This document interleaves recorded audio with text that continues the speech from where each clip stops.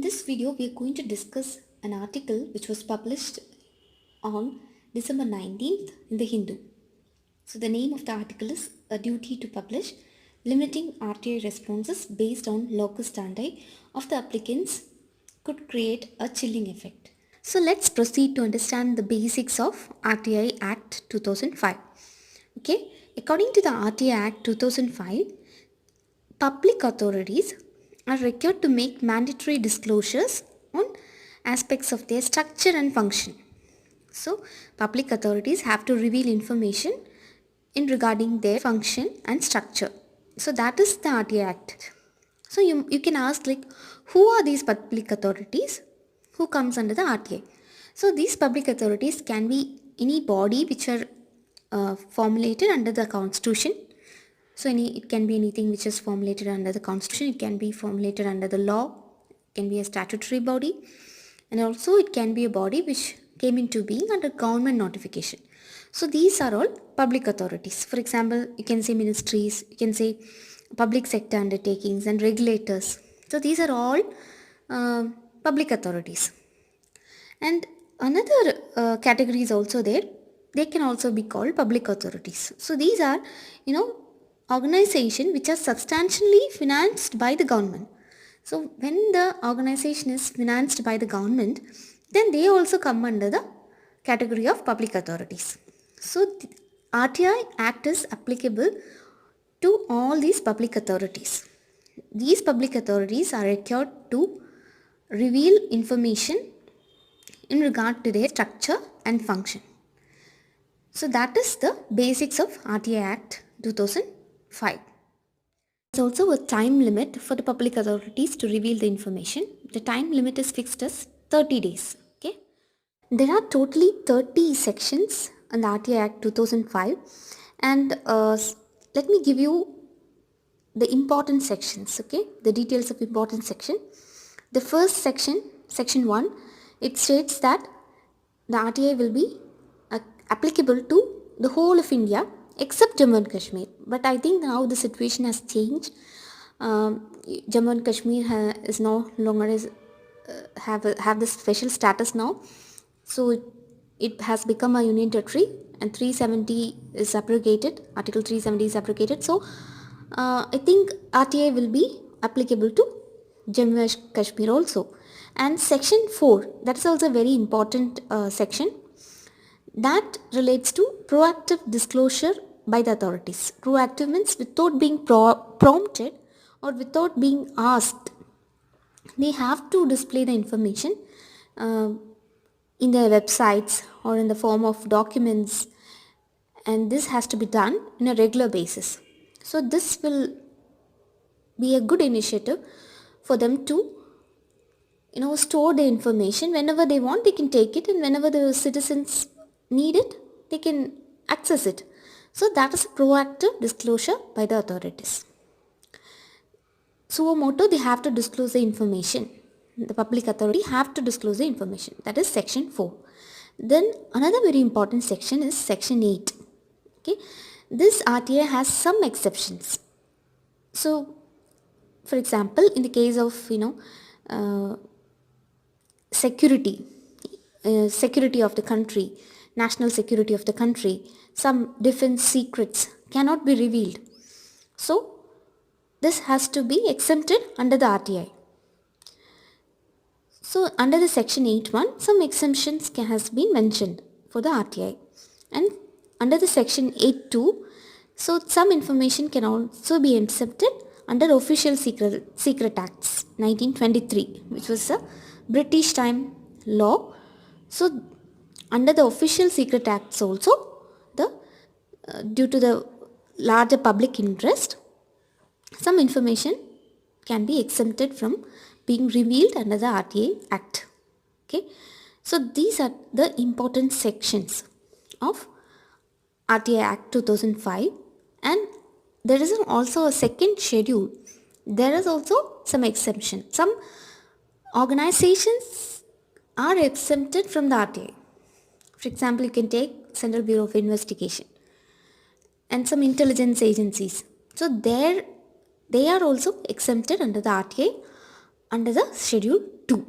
So another very important thing you need to know is about the RTI Amendment Bill 2019, which has not been passed, but it is something under discussion now. And the change it is trying to bring about is in the term of the Chief Information Commissioner. According to the RTI Act 2005, the term of the Information Commissioner is about 5 years. The new amendment bill wanted to change this, and it want the center to fix the tenure of the information commissioners. So there is a criticism that this will affect the independent functioning of the information commissioners, and it also is trying to change the salary. Now the salary of the information commissioners is equal to the salary of the election commissioners, but the center wanted this changed because it feels that the information commission is just a statutory body, whereas the election commission is a constitutional body. So the salary should not be equal, it's not justifiable. So the center want to fix the salary of the information commissioners. So these are all the changes that the new amendment bill is trying to bring in. We have got a decent idea or the basic idea of the RTI, Right to Information Act. Okay, now let's proceed to understand this article. Okay, so the article mainly there was a judgment last month that the office of CJI, that is Chief Justice of India, will also be under the RTI. Will be also under the. So, as we understood the basics of the RTI Act 2005, we shall now proceed to understand the article which is given in the newspaper dated December 19, 2019 in the Hindu. So, a duty to publish. Okay, here the article writer has drawn our attentions towards the comments made by the Chief Justice of India. Okay. Last month, the Chief Justice Office also was made under the purview of right to information.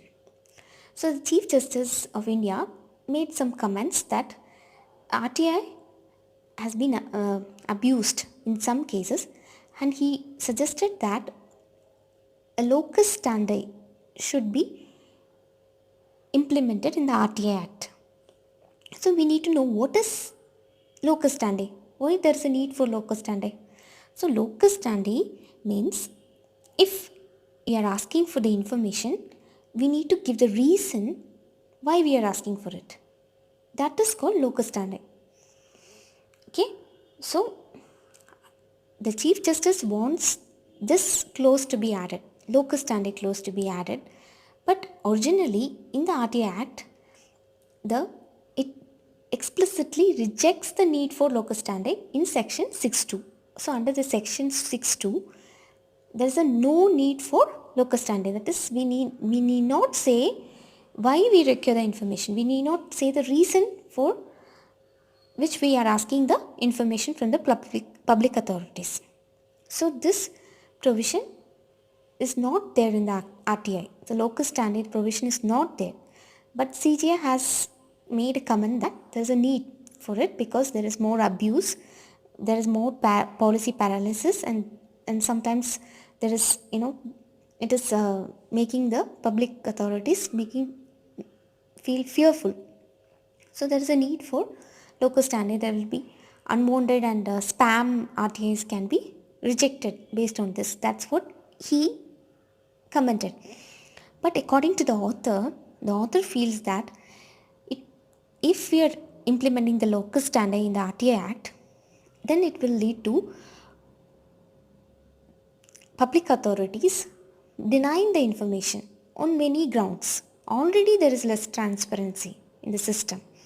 Okay, it is said that only 40% response is good and 35% of the public authorities fared very poorly.